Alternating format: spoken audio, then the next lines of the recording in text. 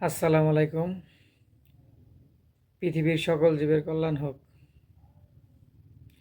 লতা হোমিওর পক্ষ থেকে জানাই আপনাদেরকে শুভেচ্ছা ও স্বাগতম। আজকে আমি আলোচনা করব ঋতুবন্ধ বা স্বল্প ঋতু, শারীরিক অসুস্থতা, মানসিক উৎকণ্ঠা, সুখ দুঃখ, ক্রোধ বা ঠান্ডা লাগা,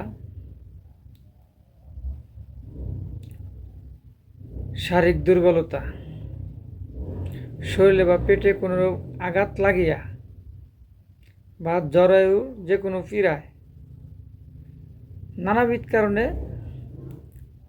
স্বল্প ঋতু বা ঋতুবন্ধ হতে পারে। অনিয়মিত ঋতু ক্ষেত্রে আমি মাত্র 3টি ওষুধের নাম বলবো। লক্ষণ অনুযায়ী এই 3টি ওষুধ সেবন করলে অনিয়মিত ঋতু বা ঋতুবন্ধ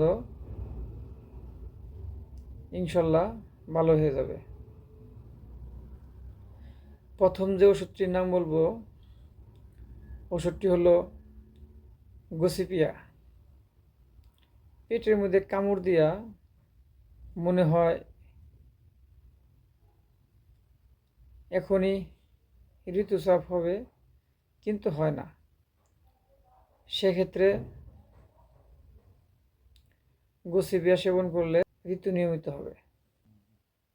এখন আমি আরেকটি ওষুধের নাম বলবো। ওষুধটি হলো আর্নিকা মড। যে কোনো প্রকার আঘাত পেয়ে ঋতু বন্ধ হয়ে গেলে আর্নিকা মড 200 দিনে 2বার 10 ফোঁটা করে সেবন করলে ইনশাল্লাহ ঋতু চালু হয়ে যাবে। আরেকটি ওষুধের নাম বলবো। ওষুধটি হলো থাইরোডিনিয়াম। অনেক দিন যাবৎ ঋতু বন্ধ, ঋতু হচ্ছে না,